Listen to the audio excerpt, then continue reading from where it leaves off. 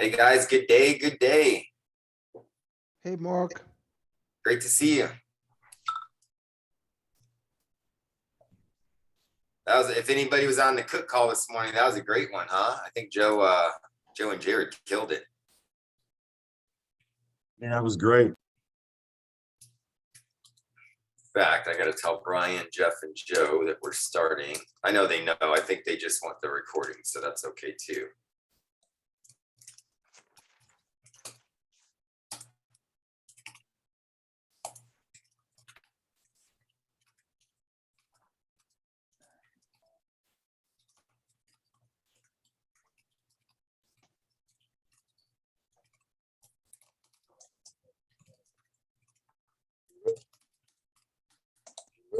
And as soon as Jeff gets here, I will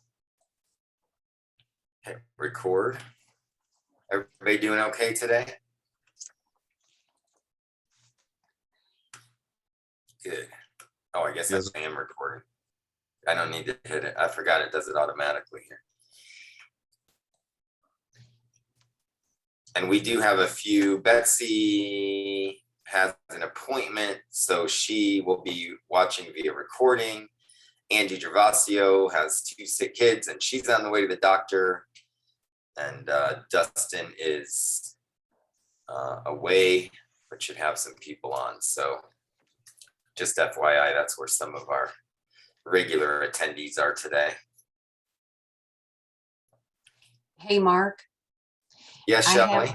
I have a gentleman that wants to see the national call. You know, he wants some more information about the company. He's a recruit. Okay. And so do I give him the same numbers that I have, or is there a different email link that he can use? You mean to watch the video or to watch it Yes. over? Yeah. Yeah, in fact, I saved a link. They did that fall training series late last year, and it's tough to find, but I saved the email. Let me get it to you now while we're waiting for Jeff and some others to show. And you can basically take your pick. I like to choose the shortest one. They're all good. I mean, that's Ashley Tarr, you know, Marshall Whalen, Edward Pritchett, Brian Delaney. So there's some really good opportunities there. So I shouldn't let him watch the national call, or no? Yeah, go ahead and invite him. If that's what you're asking, I'm Yeah. forgive me. Absolutely, he can do that. Okay. If you just want to get him peeking into the culture and what's going on. Right. But if someone's really that interested, I always like to say, look, the interview covers the basics and enough for most to get started. But, you know, once someone is interested and wants to move forward, I always like them to either get to a live overview if there's one coming up in your area, like you've got the one on Knoxville on Wednesday, there's one on California this Saturday, and one in Phoenix coming up in April. But outside of that, I always like to send them the most recent corporate overview I can find.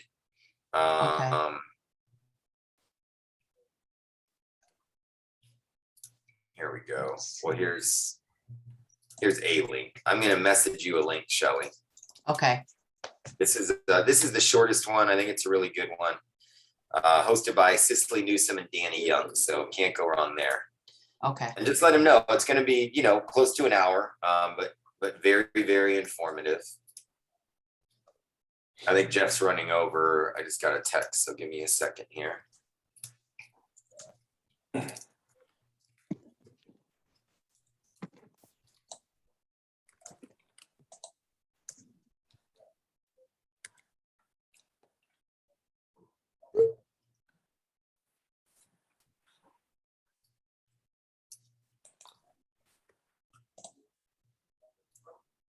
Hey, Cheryl. How are you, Mark? Doing great. Thank you. Right on. Excited for this, kicking off the next series. I know. I've been looking forward to it. Me too. I hope Jeff Sigworth remembered. He's texting me. I just can't see what he's saying right now. So the little dots are populating. Uh-oh. Yep. Hey, it was his suggestion though, so we're gonna hold him to it. That's right. That's exactly right. Oh, he said, give me 2 minutes, so he's good. Awesome. We'll pretend he didn't forget.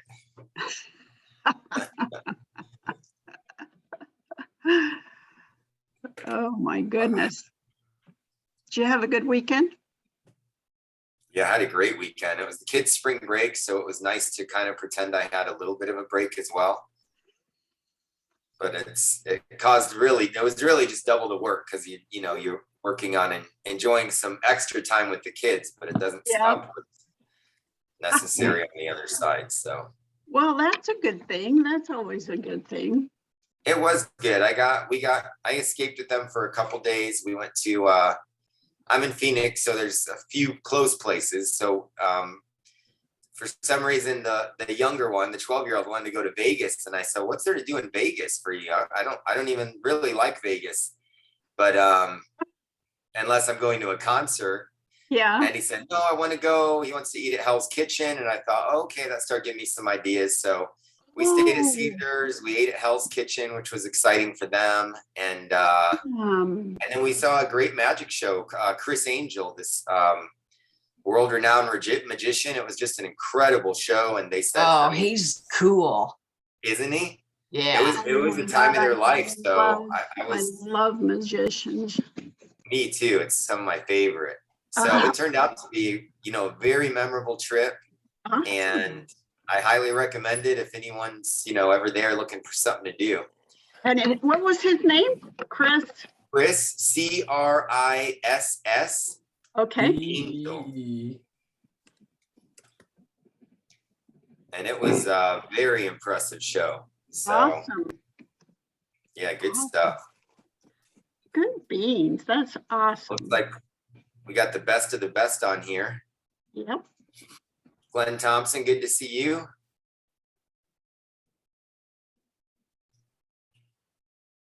And Jeff Sigworth is among us. Hey, buddy. Sorry, I'm a little late. I was on a call and I was scrambling to get off another call and get on here, and I had to go to the little boys' room. Excellent. All right. How is everybody? Great. We're excited, man. Good. Love it. You got us hooked on advanced markets. So we're pumped. All right. We ready for annuities? Go ahead.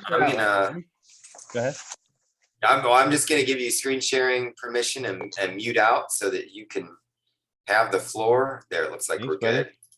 And thank you guys so much. Yeah, thanks for listening to me drone on for a little bit. Well, since I am recording, if you don't mind, I'm just going to do an official.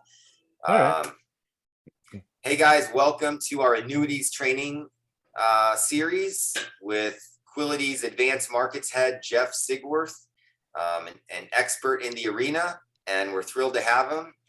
Jeff, thank you for taking the time to share this with us. We're looking forward to what you have and have at it. Thanks, Mark. Anything Mark says is true. I just want to start with this week off with any questions with IULs before we completely get that behind us. Any questions that you guys slept on, thought of the last week? Anything you want me to go over?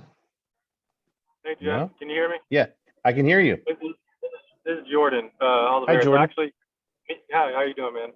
Good. Appreciate you taking some time to help us with this. Me and Mark actually probably going to hop on a phone call after. So just kind of a rundown. I actually have a really pretty important IUL, annuity, infinite banking, kind of an appointment Wednesday with a couple that is really interested in it. Luckily, for me, it's warm market, but I really want to try to put something in place for them that makes sense. And I wanted to do, pretty good things for their family. He's a small business owner. He has like extra money that he's trying to invest. And so for the past couple of months, we've been kind of going back and forth, and he's really interested on IULs. But then I kind of started doing, back end research on infinite banking. So trying to figure out like what's the best, go to for that family. Because they both sound good. So no, they do. And I'm new to participating whole life in the infinite banking concept, last 2 years or so. But with that said, what am I going to tell? Who knows what I'm going to tell Jordan to do?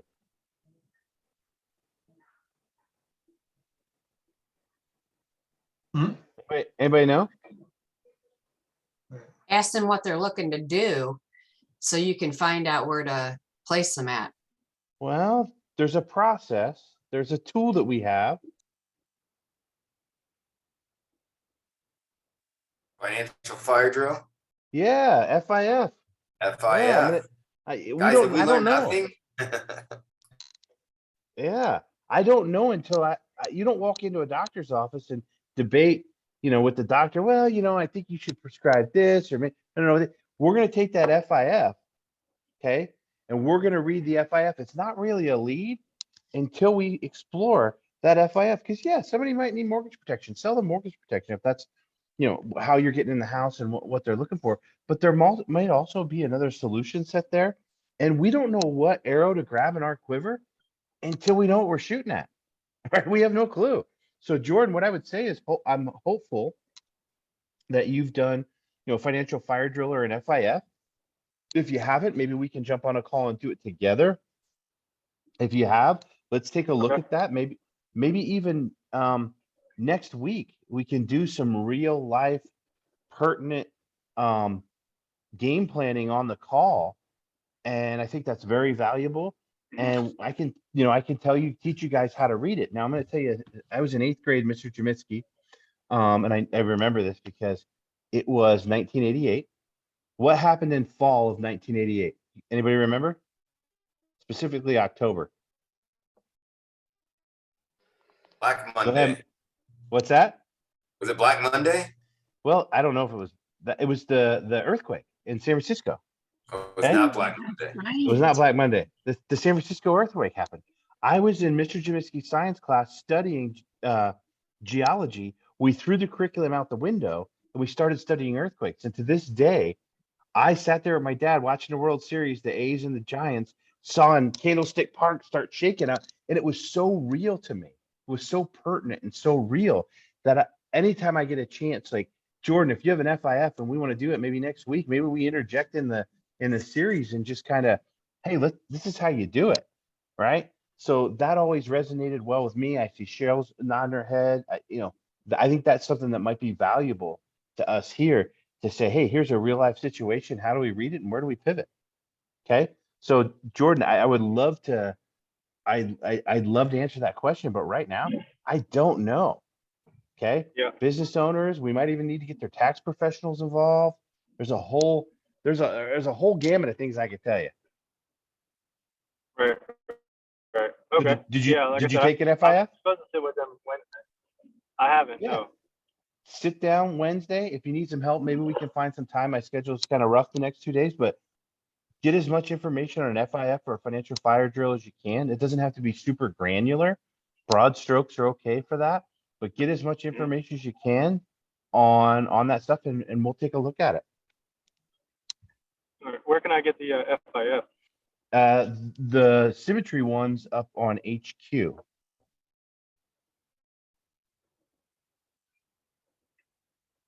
Okay. Okay.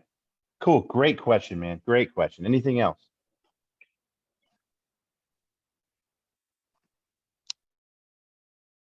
Have anything else? Hey, hi, Jeff. I'll shoot you an email after this meeting. I'm working with someone's about to retire in about a year as a state employee here in Maryland. Yep. And he sent me all his paperwork. He's a client of mine.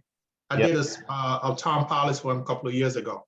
So he reached out to me last week. I met with him and his wife yesterday via Nice. Zoom. So he sent me some stuff. I'll talk to you about it and see the best route to go. Send it over, buddy. That's what I'm good at, right? Dealing with public employees, pensions, all that stuff. We'll get that. Cool. All right, thanks. Anybody else? All right, we're gonna start annuities. How's that sound?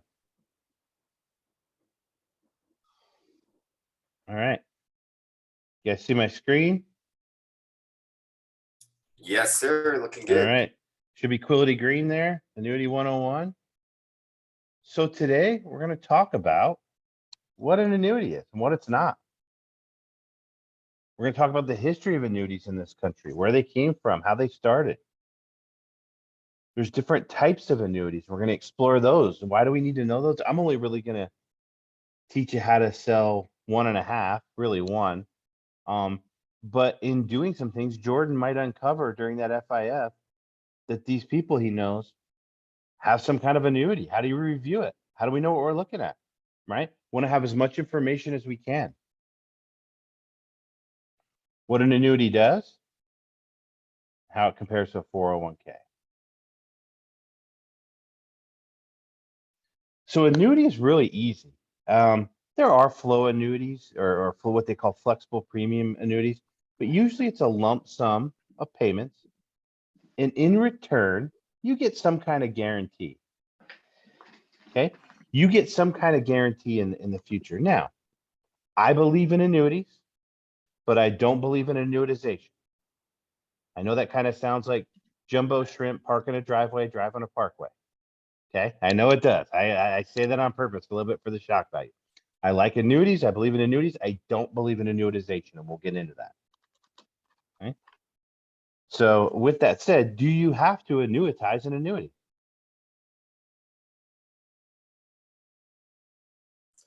Probably not.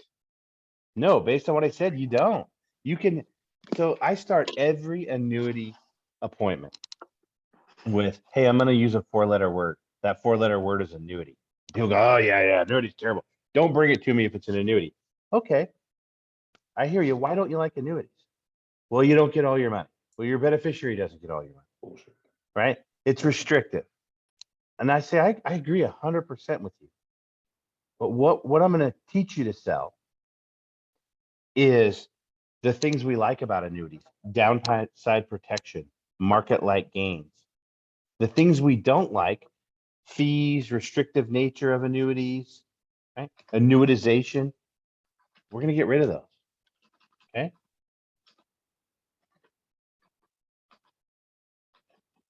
Who can tell me when the first annuities popped up in the United States? Anybody know? During Roman times. Well, the United States wasn't around in Roman times. I know Ben Franklin had one a long time ago. He did. Yeah, actually, you're right. Because he's Presbyterian. So 1993. no, 1993, Ben Franklin wasn't there. Probably somebody named Benjamin Franklin, but wasn't the one we're talking about. They showed up in Babe Ruth 1759. had one. 1759. Yeah. So it was in Pennsylvania. Imagine that. I'm originally from Pennsylvania. And what it was a pension. It was in the form of a pension. So these Presbyterian ministers would set money aside and they would create basically a pension, right? And they would contribute to this fund in exchange for equal payments. But it was just for pensions in the trades, the electrical workers, the carpenters union, all those unions still use annuities today for their pension. And they started out normal Americans outside of specialized groups, came about in 1912. Okay. But when did annuities really catch on?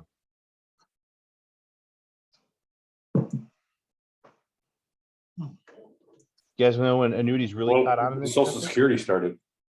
A little bit before that. I don't know. When did Social Security start? 50s, I think. It caught on during the Great Depression. Okay. People wanted a safe place for their money. They got scared after the 20s and they needed a safe place to put their money. Okay. How about the first variable annuity? You know when that came about in our country? That was 1952. So annuities have been around. I was shocked when I did a little bit of this research that annuities have been around so long. I would have said no, they were more of a recent thing, 50s, 60s, 70s kind of thing, but they've been around for a very long time. All right. What do you think the annual sales in the United States for annuities on a yearly basis? How much do people put into annuities every year in this country?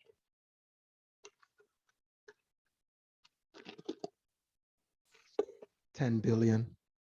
10 billion. Yep. Any other guesses? 100 billion. 100 billion. 100 billion.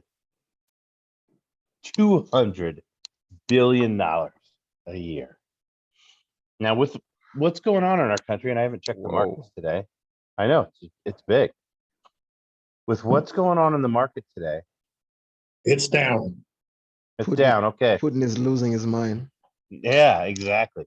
So do you think in the near term, do you think annuities are gonna go up more than 200 billion or less than 200 billion? Oh, More. So it's probably a good idea that Mark is excited to offer you guys annuity training. I really feel like we're probably sitting at September 15th, 2008, right before October, right? When everything went down. So if you knew that you were on September 15th and you knew that the market was going down and going to go down considerably in the next 6 months, would you want to see more or less clients with respect to annuities? a whole lot more. Right. A whole lot more. That's a way to say that, Paul. I could have said it better. A whole lot more. Okay. So I'm telling you guys, learn this stuff. If you get into a situation and you're doing your FIF and you're struggling, call me, text me. I might not be available at that second, but call me, text me, and we'll work through it and we'll get those sales rolling. Okay. How much of that 200 billion do you need to capture? Right? It's a big number. Half a Even if you percent. got half, even if you got half of 1%, 1%. I think everybody on this call will be happy, right? You'd be extremely happy to get that much out of it. Who wants to tell me the different types of annuities? Fixed and variable. Yeah, we've got fixed. We've got fixed indexed. So fixed annuities are just, hey, I'm going to give you a set interest rate. Fixed index are what we're into, which is who wants to tell me? I hopefully I know what they are. Who knows what a fixed index annuity is? The rates are fixed and it's participating in the stock market. Yeah, you get a guaranteed floor of 0 basically, and you're getting money. You're getting to a market or some market strategy. Very good. Who can explain to me what a variable annuity is?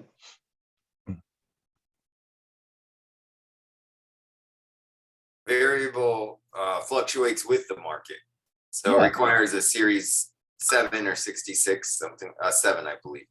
Yeah, Series 7. You can manage it if you're a 6 or 63. You can't actually put it in there unless you have a 7. But it's in mutual funds.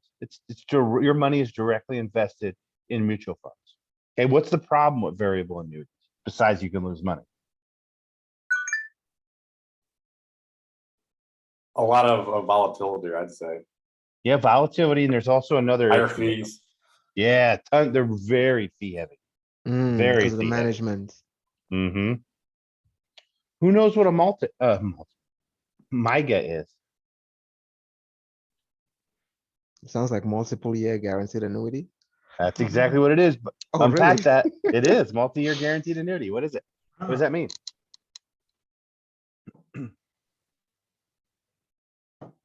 Anybody know what that means? I'm just gonna go for common sense. Your rates are guaranteed over multiple years. Mm-hmm. Yeah, but there's a MIGA is usually you're gonna hold it for a period of time. Your distribution is guaranteed. So you might say, all right, I'm gonna give you $1 million and you're gonna give me $100,000 a year for 11 years, right? You get that extra 10% spread out over 11 years or something like that. Okay. Who knows what a SPIA is? Single premium, immediate annuity. Yep. Single premium immediate annuity. You're annuitizing it right away from day one. How is the MICA different from fixed? MIGA has a sunset date. Fixed is you can have a fixed annuity and never take income from it. Right? You could just have a fixed annuity getting 1.5% forever. Okay, okay. So this is over a period of time. The MIGA is over a period of time. So you're saying for 10 years, you're going to get X% and you're going to be able to take out Y. Make sense? Yes, sir. And then who knows what a deferred annuity is? You don't pay taxes on the seed, you pay on the crop? No, dude, if I could get away from taxes on annuities, I'd either be retired or in prison. And guess what? I'm still here. So it's neither. Deferred means deferred means that you're going to wait to take the money. Now you could have a deferred variable annuity. You could have a deferred fixed index annuity. Okay. But a deferred annuity refers to I'm gonna let the insurance company hold it for a period of time, and then I'm gonna take it. You're deferring that income. Doesn't usually you're thinking deferred comp and deferring taxes, which is extremely logical, but that's not what it refers to here.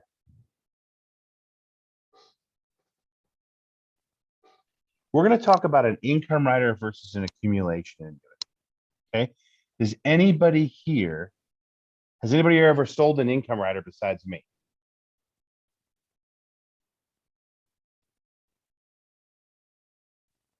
That's what I want to hear. Those crickets. That's what I want to hear.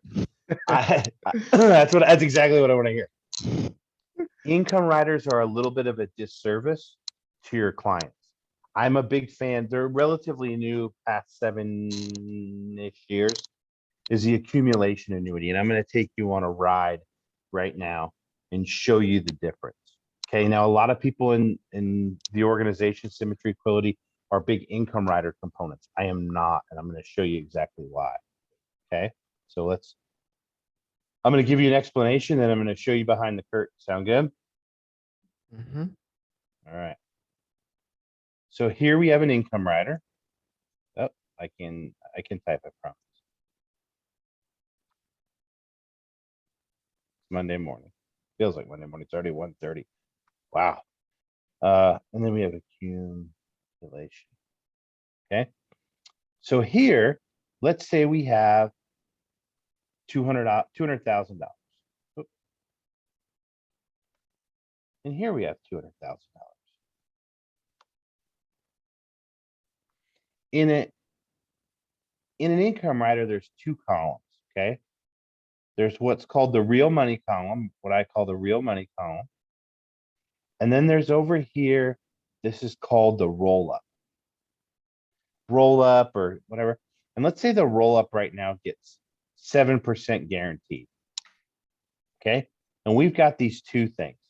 Well, on this side, we're getting maybe 1.5 to 2% in interest. Okay.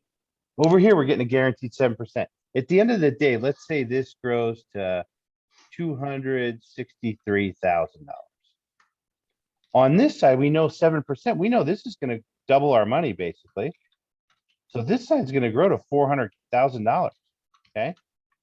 Now, if we at any point want to take money out, do you think you take money out of the roll-up side, or do you think you take money out of the real money side? The real money side?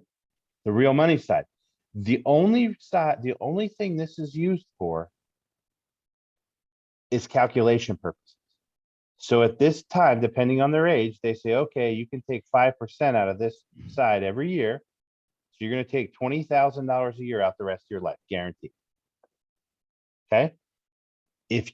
Then what happens is we stop getting interest, and then we subtract 20 grand every year until this goes to zero, but this lasts the rest of your life. Okay. That's how an income rider works. Now, every agent sells these to the client with, hey, I get a guaranteed 7%. No, you don't. It's just monopoly money. It's for calculation purposes. So if you're ever in an appointment, like, oh yeah, I got an annuity, it gets a guaranteed 8%. Your spidey senses should go, beep, beep, beep, beep, beep, beep, beep, right? Spidey senses on high alert. That is an income rider, and they are paying for it. Okay. The accumulation annuity, it's really simple. Oh, I don't want to erase it.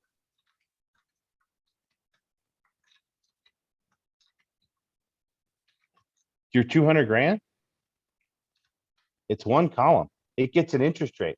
Right now, the one we're using is 8.06%. Okay. It goes down here and it really turns into a real $425,000, whatever. If you need to take money out, take it out. The interest rate can recoup it, and you're in control of how much and when you take it out after 10 years. Okay. There's a 10% free withdrawal period for the first 10 years. After that, you can do whatever you want. That makes sense? Yeah, Jeff, Yeah. what company and what product we use that for, the 8.06? Right, and that is Fidelity and Guarantee, and I'm going to show you the two right now. I'm going to show you real life illustrations. Don't worry about the illustrations, guys. Taking notes on the illustrations. That'll be next week. If we get to how to find them this week, I hope there's some discussion after this, but I'll go over illustrations with you guys. Okay, now.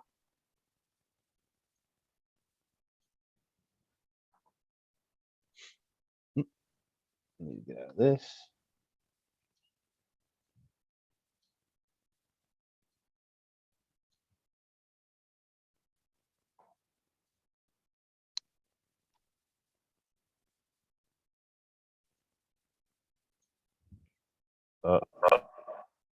Hold on a sec.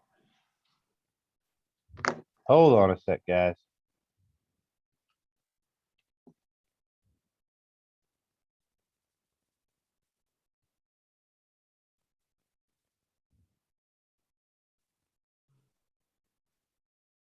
Teams message came up.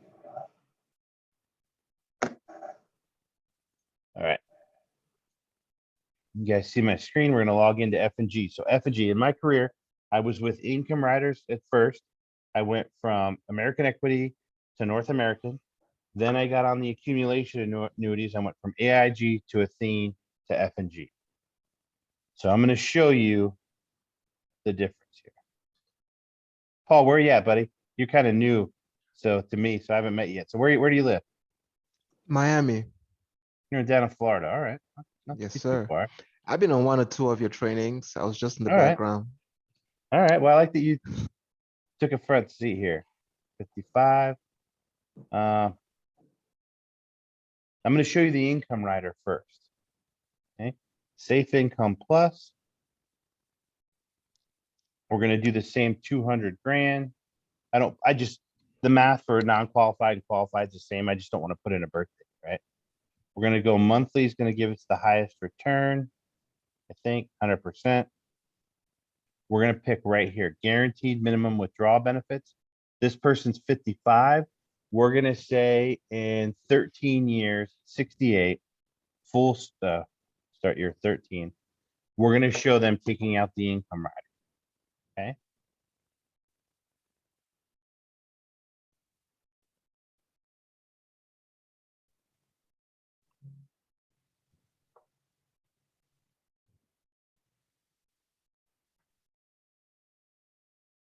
You guys see the illustration? Yes. All right. Look at these caps here. 1, 2, 2, 1.75, and 1. The caps on income riders are terrible. Okay. In this solution, guaranteed 19.37 if the market doesn't ever perform. Okay. With market returns, it's going to be 21,100. Look what happens here. After at 75 years old-ish, okay, we're out of money. If you needed to redo your bathroom, redo your roof on your house, there's no money to take out. You're guaranteed to get this 21,100. But there's nothing here in principle. 0. Okay. That is an income rider. Now, let's look at accumulator plus 10. Okay. We're going to do the same 200 grand. Is it different if the money is qualified? It's no different. The same math. It's just I don't want to put in a birthday, and I got to start doing hardcore math that I don't want to do. So I like the Barclays 2-year point-to-point with a spread without the charge. 100% there. Now I'm going to come down here and I'm going to do withdrawals by percentage. I'm going to be very conservative that at 68 years old, we're going to take out 6%. 6% every year.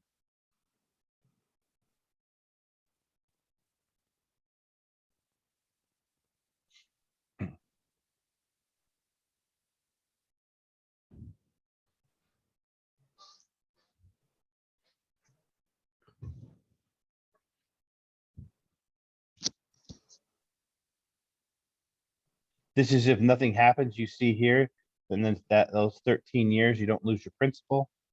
But that for the market to do nothing in 13 years, 0 or negative, we got worse things to worry about. Realistically, here's the last 10 years repeating. We're going to be around $32,000 a year. Look what they did. Look what happened here. At 75, when they ran out of money, we started with 200,000. They've taken out 221. There's still $500,000 there. Wow. Okay. Right here, there's 480. Let's go here. $480,000 gives them $28,000 a year. Okay. What if I wanted 80,000? And what if I wanted to go back to 400 grand? Well, 400 grand at 6% is going to give me 24,000. I could go back, you know, I wouldn't get my 28,000 every year. I could go back to 400 grand and just get 24,000. But with these uncapped strategies here, I have the opportunity to catch it back up. Right here, all we're doing is skimming the interest off the top. Okay. Gotcha. There's some years here which are pretty good, like this year right here, only 5.18. Okay. We took out more than we put in. Interest is credited every other year. Okay. We're in control of how much we take out with flexibility. So off the bat, we're almost 10 grand a year more. Okay. Let me ask you a quick question, Jeff. Yes. You said interest is credited every year. There's 1 year with Every a 21. other year. Every Interest other is year. credited every other year. Okay. Right here. CDNA. Interest is not scheduled to be credited. I got you. Okay. So this thing right now, the last 10 years averages 7.23.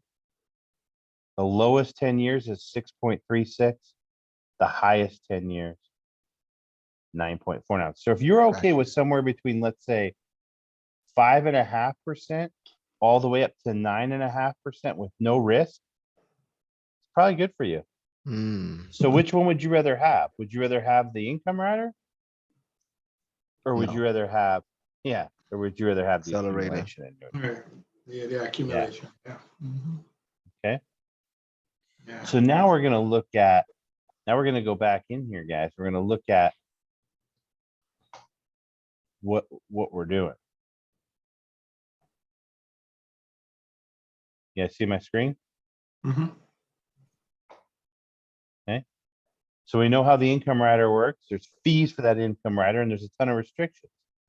But in the accumulation annuity, I picked the one without the fees, and you're in control of how much you take out versus how much interest you're gaining. Okay. Now, it protects the client's family and their income, because now they can pass generational wealth. In the income rider, you can't. Okay. Oh. That's a Right. huge You don't want to be able to pass it along, because you want to be out of your own money and on the insurance company's money. You want to be on their dime, not yours. You want to outlive it. Here, protects it from market risk. They're tied to an index. They can't lose. Now the client's in control of when they pay taxes and on how much. Yeah, you got to pay required minimum distribution if the money's qualified, which means if you have a 401k or some kind of retirement account where taxes have not been paid yet, there is a time at 72 where you have to pay a certain percentage of taxes. The government wants their taxes. Okay. Above and beyond that, the client's in control, not in an income rider. Okay. Hey, Jeff, just, Yes. did the RMD age just got changed? It used to be 70.5, correct? The CARES Act changed it to 72. Okay. And then we protect our clients from outliving, right? So if with a little bit of personal responsibility, they won't outlive their money. So what questions do you guys have there? Does that help you guys out a little bit on understanding annuities just from a kind of a higher level view? And questions, comments? Yeah, definitely. The question I have is, if you do the income rider, let's say by that age 75, the first sample you did, this first illustration you did, if the person died at age 76, will be no death benefit coming to the family, correct? I want to be Mohammed, you know me. I want to be very specific on the verbiage and vernacular you use. In an annuity, 99 times out of 100, there's no enhanced death benefit. Okay, so with all these life sales that we do, people start thinking death benefit. They think of an enhanced amount. There would be no principal left over to pay to their beneficiaries. Now, in an income rider, so you reminded me something. In an income rider, you can structure it two ways. You can structure an accumulation annuity this way, but I'll tell you how it works in an income rider. In an income rider, the payout amount is based on the client's age. Okay, so in our example, we got down to $400,000 on the roll up on the monopoly money. Mhm. That equation is if it's 5%, 6%, 7% that you can take out. If a client's 85, they're going to allow them to take out a lot more than if they're 55 because they're going to die soon, right? Mortality table. If you have a single annuitant, it's based on their age. If you have a joint annuitant, like a husband and a wife, it's based on the younger one, their mortality table of how long and how much, well, no, of how much it pays out. So what I usually do is I usually do a single annuitant on the accumulation, because once that person passes away, all bets are off the table. You can take whatever principal is left over and do whatever you want. All the rules go off the table and you can do whatever you want. Does that make sense? Yeah. Okay. So when you do an accumulation annuity, you want to have an annuitant, and you want to have that annuitant spouse be the beneficiary. Don't do a joint annuitant. I've gotten on calls with agents that don't know a lot about annuities. I'm like, nope. And they're like, no, they're going to be joint. And the client's like, yeah, we want to be joint. I'm like, no, you don't. What happens when one of you passes away first? Do you want to still be confined by those rules, or do you want all the rules off the table? You want all the rules off the table. You can stay where you're at. They'll always let you stay where you're at. But if you die, the rules go off the table. You want the ability to move and be nimble if you have that chance. Okay? So since there's, Yeah, since go ahead. there's not really a death benefit, do they still have to be what's the word I'm looking- Medically underwritten? Yeah, There is no medical underwriting. Zero. They can have AIDS, Ebola, Zika virus, swine flu, coronavirus, bleeding out their eyeballs, and you can still get an annuity. okay. But they do have to qualify financially. Suitability, yeah. Suitability. We want to make sure, and we're not taking grandma and grandpa's last dollar and locking it up. Okay. Okay. There is suitability. F&G suitability, which every company has different suitability requirements. It bugs me. And it bugs me because these attorneys sit in a room and just, they buy ink by the 55-gallon drums. They just start typing rules, right? And I don't agree with it, because if it made sense, we'd have a state by state suitability, but it's not. It's based on sorry for the attorneys who ever listen to this, but they just get typewriter. They get computer keyboard happy and start typing rules. F&Gs they have to have $20,000 of liquid assets. That's really it. Now, North American doesn't have that. It's percentage of assets. Some other company will have something different. It all depends on what their attorneys are. So what I do is I say, if they can come up with 20 grand, make them come up with 20 grand. What do they have in their checking account on the first day of the month, right? They might not have that on the 30th, but they probably have it on the first, you know what I mean? Like, you know, if you're locking up grandma and grandpa's last dollar, right? Mhm. Okay. Hey, sometimes there'll be like a kid has 100 grand. Kid, I say kid, like a 30-year-old or 35-year-old, right? And all of a sudden they're like, well, he doesn't have 20,000 in liquid assets. I'm like, neither did I when I was 30 years old, right? But this is the best thing for him. Think of all the professional athletes that get a signing bonus, right, before they actually get paid. It'd be the best thing for them. But do what they tell you. Wink, wink, nod, nod. Do what they tell you. All right. Any other questions? What about if they're rolling over like a 401k, but they're not qualified to do like the IUL, the underwriting? Yeah, you don't, if they're rolling, if most annuity business comes from old, abandoned, or orphaned 401ks. Okay, if somebody has a 401k that's not with their current employer, I take that Heidi back. census. IRA. Well, and we're gonna go into the next segment, which we only have 15 minutes, so I think I'm gonna hold off until next week. It depends on where the IRA is and where it lives. If it's a self-directed or self-funded IRA, then fair game. So if you see, you know, Charles Schwab, Ed Jones, Merrill Lynch, those are all self-directed. So I ask, hey, where's this money live? Who's the custodian? Who's the plan administrator? Oh, it's Charles Schwab, it's Ed Jones. Ah, perfect. Right? Perfect. Because I know it's self-directed, self-funded, they can move that anytime. Okay. So if it's an IRA, depending on where that IRA is. Now, I more than 24 times in my life, I've had somebody, oh yeah, my IRA. And I'm like, that sounds an awful lot like an annuity. Now, an annuity does take money and put it in IRA status. Financial advisors don't like the word annuity, right? It's the 4-letter word with negative connotation. So they call it, oh, I got you an IRA. A lot of times it's an annuity. So you got to dig. Tell me about your IRA. Tell me how, oh, I get a guaranteed 7%. Spidey census, that's probably an annuity. Income rider. Right? Income rider. Yep, exactly, Paul. See how you're getting used to that? The more you start hearing this stuff, like, oh, it's probably an income rider. Okay, tell me how that works. Now, what you can do, if you find somebody that has an annuity, say, hey, like if Paul's my client, I'm saying, hey, Paul, your annuities with AIG, right? Right. Why don't we get on the phone together and we can learn together how your annuity works, your IRA works. Hey, what kind of interest rate are you getting? Oh, Paul said it was a guaranteed 7%. Oh, that's on the roll up, the guaranteed minimum withdrawal benefit.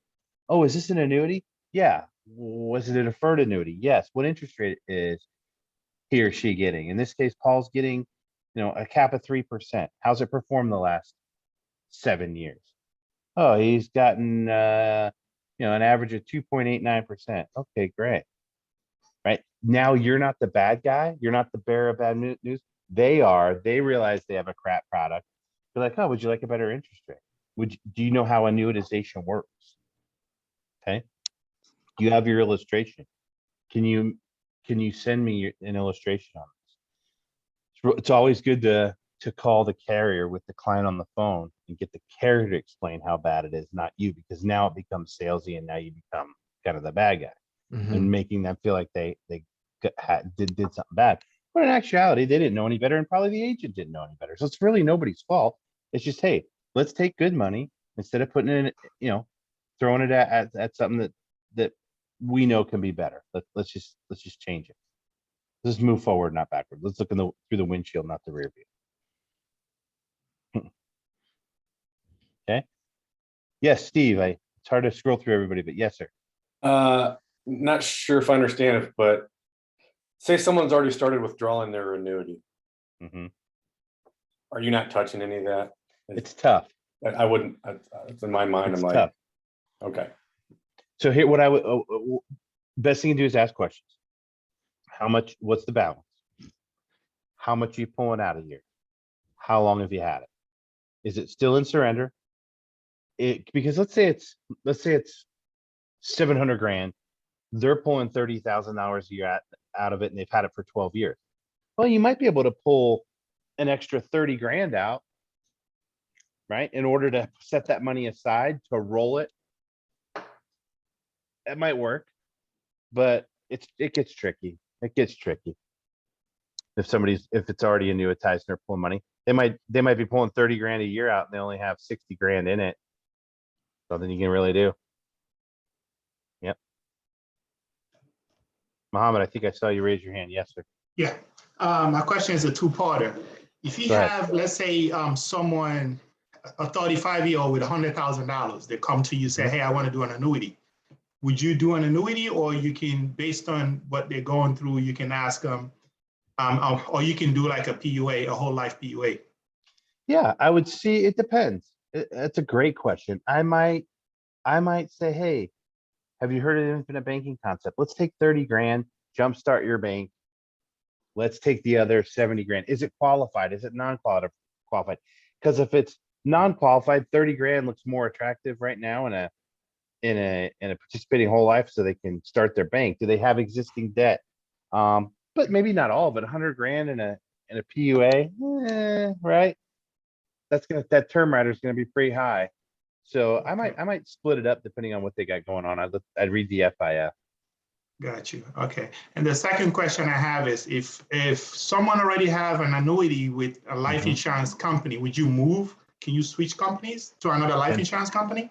Or no? 1035 exchange. It's a 1035 life insurance product to life insurance product. We've done it multiple times. How long does Under that what- process take? Sorry, They're up to Mohammed. 30 days. Up to 30 days. The current custodian has to address it within 30 days. Okay. By And law. under what circumstance would you move it from a life insurance from a previous life insurance company to another life insurance company? If it's a bad product, Got you. if I can prove mathematically that it's going to put the client in a better situation, I'll do it. So when I was in the prisons all the time, a lot of New York Life guys came in there. Okay. In California, the only place I had competition was in California where I live. And it was New York Life. Anybody ex New York Life agents on here? No, their training's excellent. Yeah, two. New York, Two. Yeah. yeah, too. Yeah, Mohammed and I are. Yeah. Or Paul.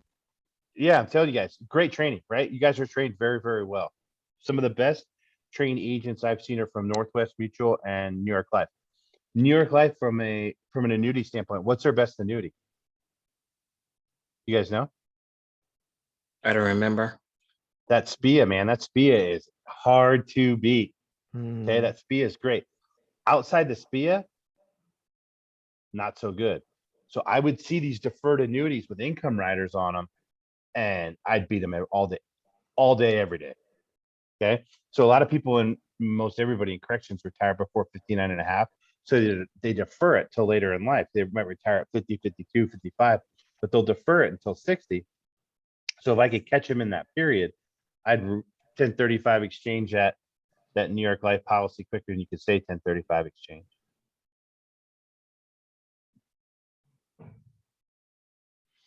So Jeff, I have a client Yes. with you on Thursday.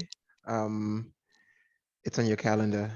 Okay, good. By the way, Jeff is the most difficult person to book an appointment with. You have to call his secretary to call his secretary to book you up 3 months from now. What day is that? What time is that? Thursday, 9:30.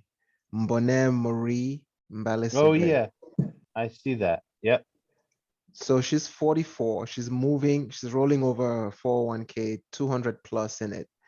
Will she need to show that she has at least 20,000, like you said, suitability?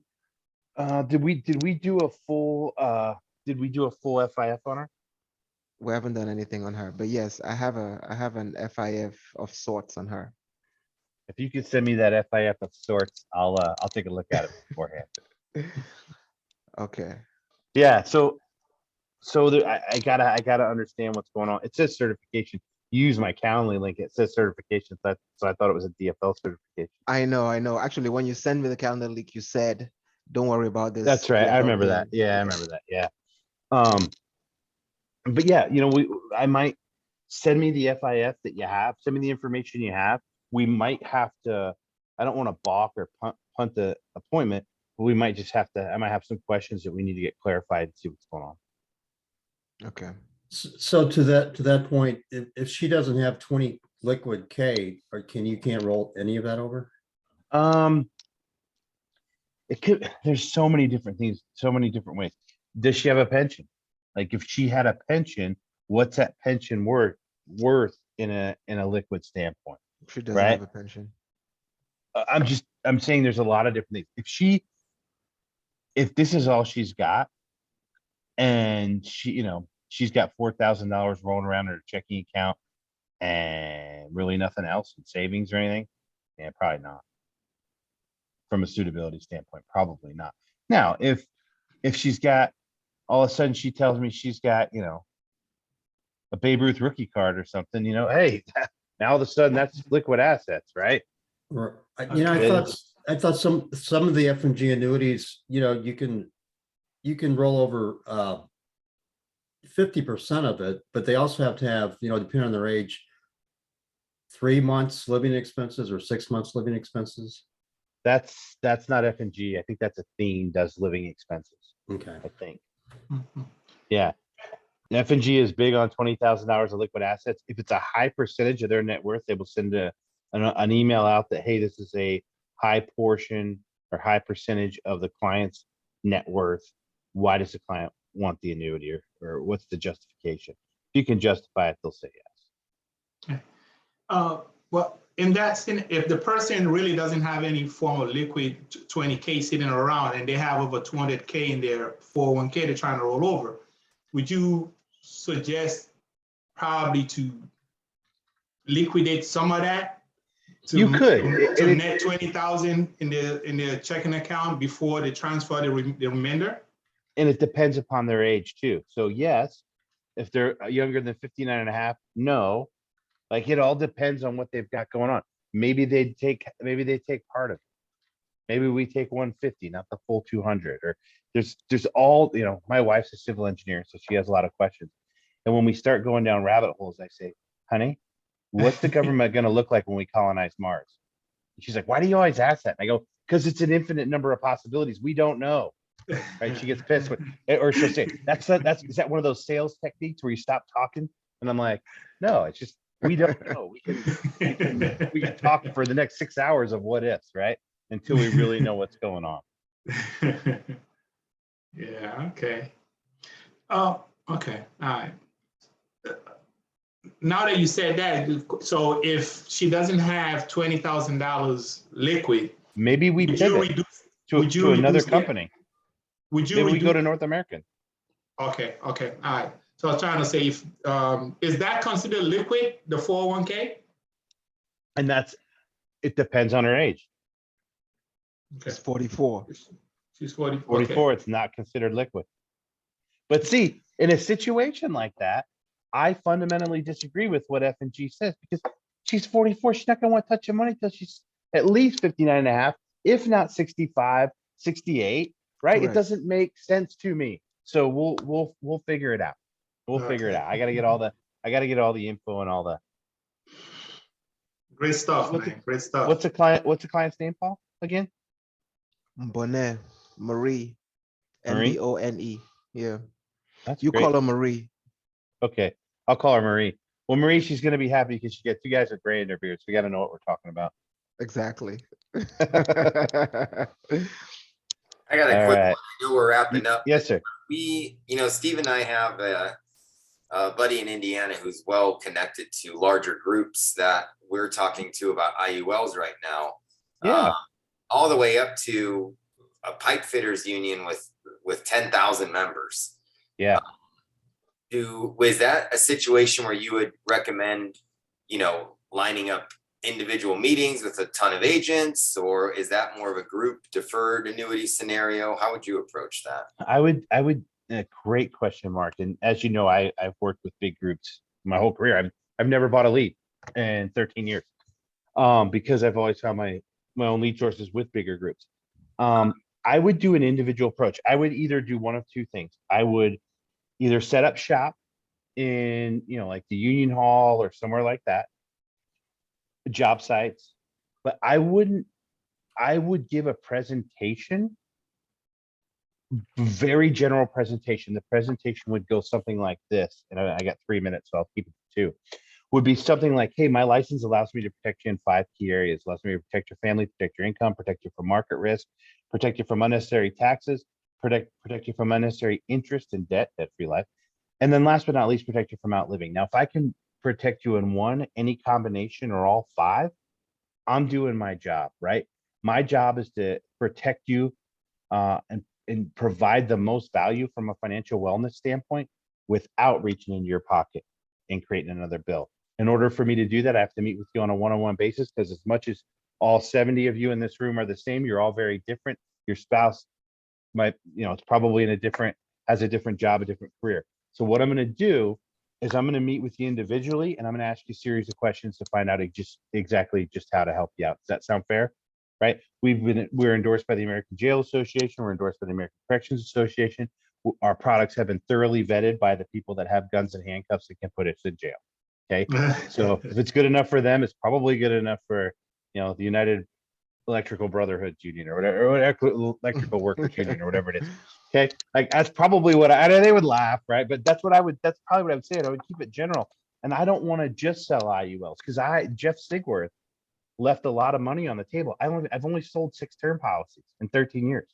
How many people needed a term policy that I didn't get to? A bunch. I sold 700 IULs, but of the IULs I sold, how many would have, and I didn't know about it maybe at the time, how many would have benefited from debt-free life? Everybody, every cop and correctional officer is basically in debt. And then I did pretty well with annuities. So I hope I didn't leave too many of those on the table. But giving that comprehensive approach, it puts a little bit of responsibility on you guys to be advanced market ninjas. And hopefully that gives me a little bit of job security of why I'm sitting in this chair, right? But I'm here to help you guys and get you guys up to speed with all those advanced solution sets because I'm really bad at the other ones. Okay, so it's true. So I would go in with the approach of, hey, we do those 5 things. How, if, and when we do it depends on you guys. Let's do a customized approach for each one of you. I'd get a team of X amount of agents. And Mark, if you want to sit down, just have a little bit of a conversation on how I think that works. And my experiences, I'd be more than happy to help you out, buddy. I'd love to, because I think I can fathom the police departments and the fire departments we're working with fitting a scenario like that. But then I wonder about a 10,000 member pipe fitters union where, again, the relationship is sure, whatever you want to do. Like, they just have that tight of a relationship where it's not even really a sale. It's, yeah, help my 10,000 guys, if you can do it. Where are those guys? Like Indiana. So all right, Indiana. So how many licensed agents you got in Indiana? And if you get a big enough group together, I'd jump on a plane and give that presentation for you so your agents can hear it and then reiterate it. Okay, I appreciate it. We'll work on that, me and Steve. Yeah. Thank you. The holistic approach. Yeah, dude, everything. So think about what it is. Debt-free life can do all 5. Annuities kind of do 4. IULs do 4. Right? And what else we have? Term. Like we're really at that point.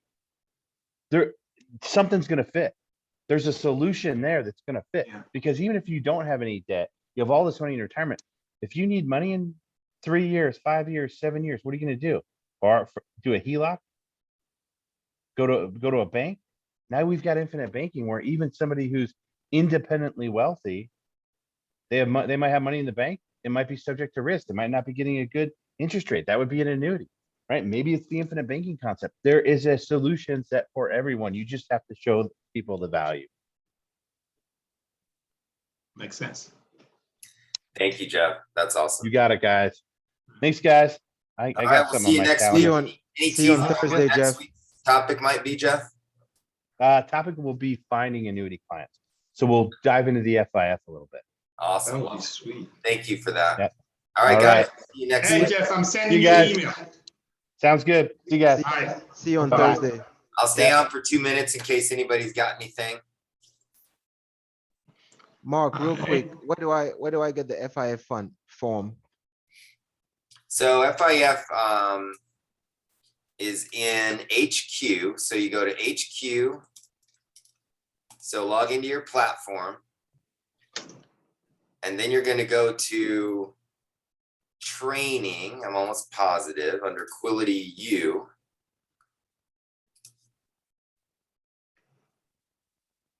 And then go to training scripts. Mm-hmm. And you're going to see on the second row, last document is called the client financial information form. Got it. It's really just and I'll show you one more while you're there. So go ahead and open that and you can really see it's just to find the money form. Yes. Yes. And then we have, if you go to, gosh, we just keep evolving. go to, where's product concepts now? I was just there.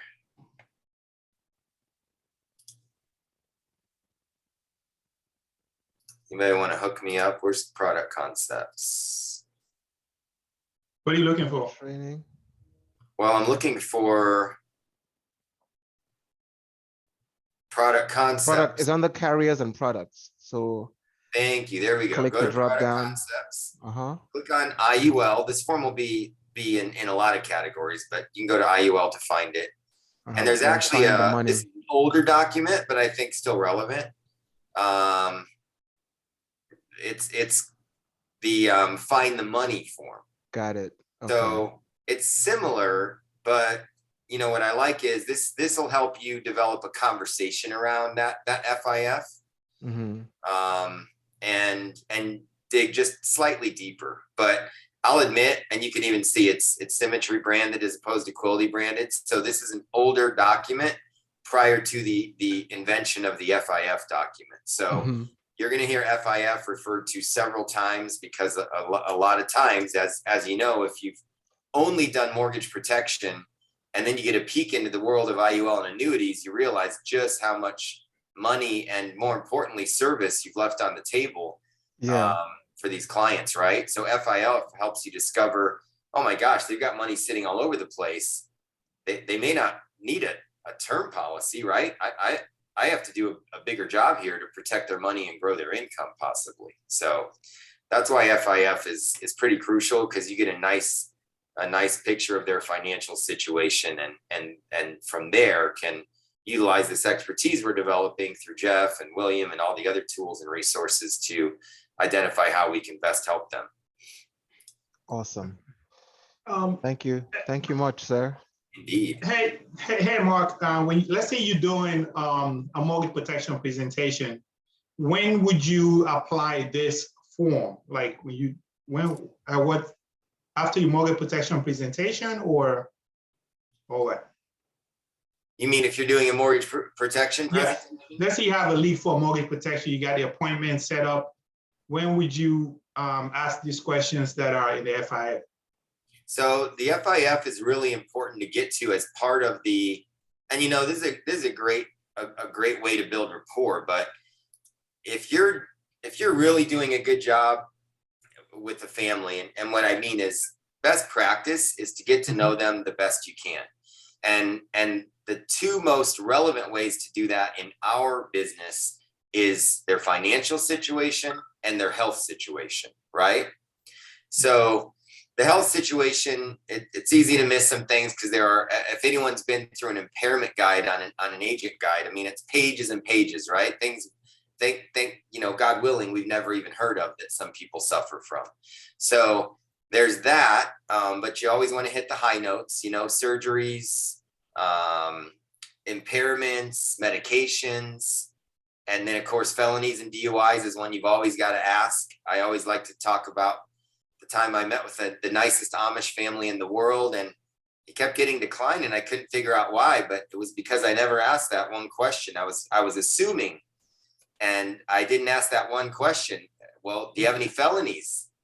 Oh yeah, I burned my neighbor's barn down 3 years ago. Well, okay. So we found a carrier that was able to help this guy. The little kid playing in the living room, I never thought to ask him. So you never assume. On the other side, it's the financial information form. You know, they might have filled out a mortgage protection form, not knowing quite why they did or what they may need. And most people, especially, I'm just saying demographically, those that fill out those forms, I would say arguably most of them aren't tip top about all of their finances, right? Maybe they're even scared to think about or look at their finances, as many of us have been, myself included in the past, where I don't even want to log into my bank account because I'm afraid to see what might not be in there, negative or positive, right? So back in the day, this is a really great way for you to say, you know, the best way that I can help you guys is to really get to know you and your situation financially and health-wise, because these are two subjects that most people don't like to talk about. So it's my job to just kind of go through. I'm going to ask you some questions about your health, questions about your finances, nothing too painful, but the more information that we can gather together, the better I can do in helping you out. Because by having this information, Mohammed, we may find that there's a solution out there that could help you 10 times better than what we think initially at face value, right? Yeah. So are you guys willing to answer some questions about these two topics so I can help you out the best I can? And 9 times out of 10, the answer is going to be yes, right? So again, going back to the real system,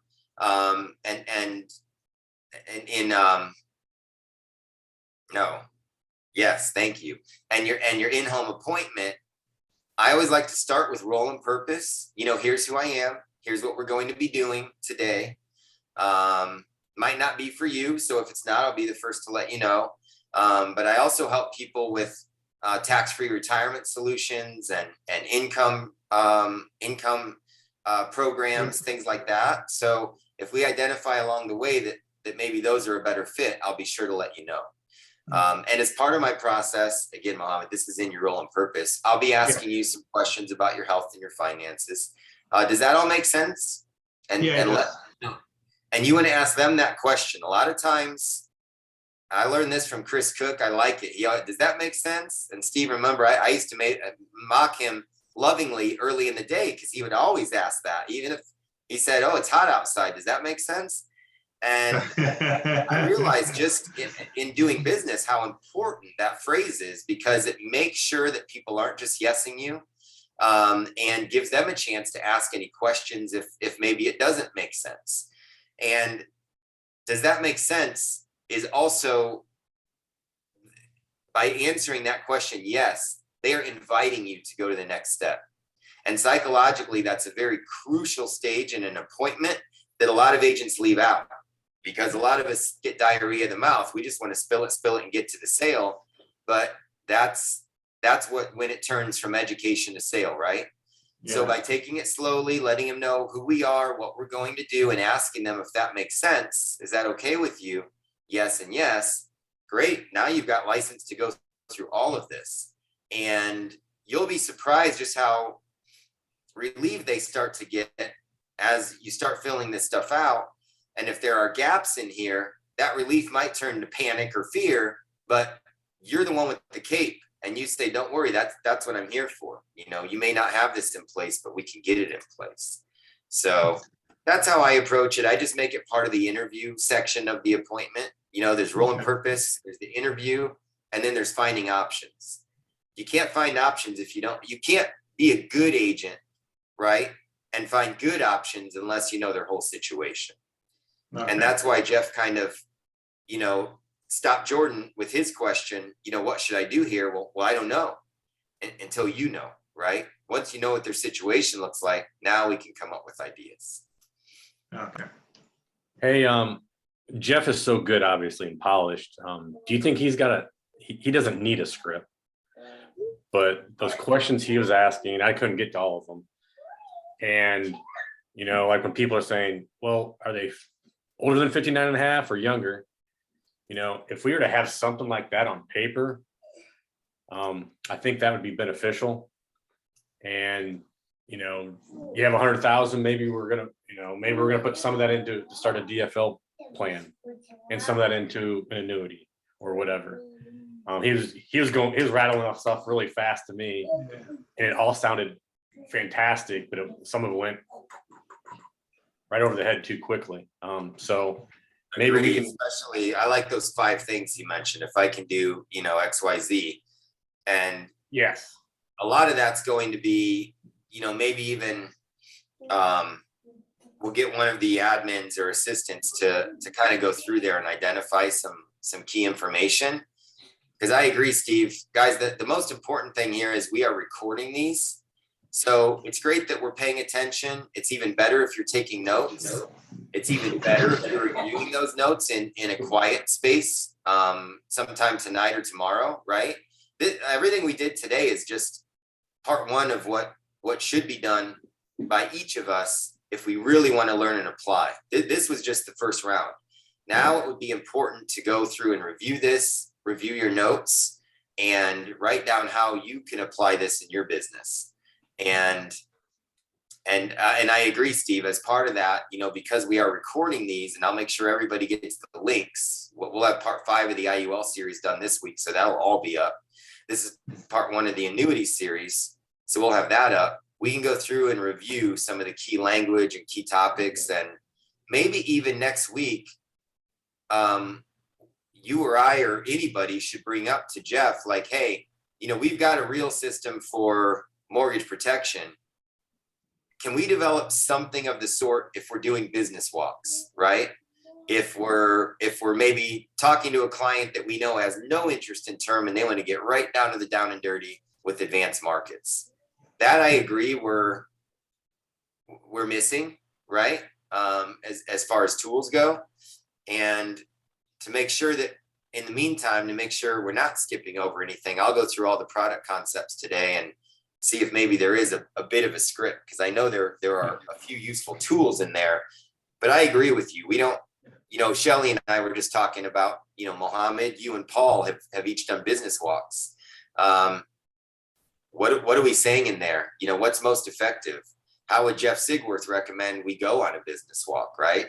And with the right script and a little practice, I bet every one of us would be willing to take a couple hours on, throughout the week and go do business walks. I think there's just so much empowerment in having a script.